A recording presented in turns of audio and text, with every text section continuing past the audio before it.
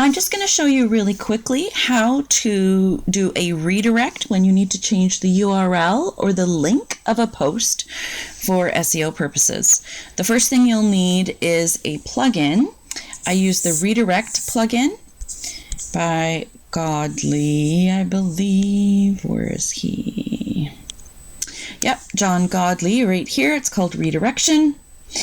And this one is a reliable one. Now, any redirection plugin is going to slow your site down.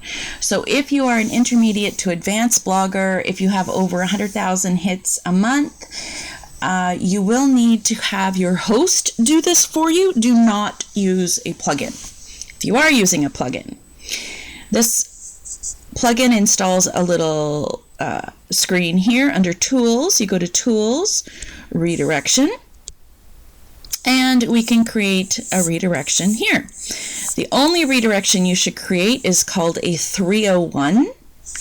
A 301 redirection is on this first screen, and it lets WordPress know that it's a permanent redirection. So you won't get tagged as being a spammer, just sending people here and there and everywhere. So you type in the original URL, my original post, and then here you type in where you want them to go. My new post URL. That's it. You click Add Redirection and you are done.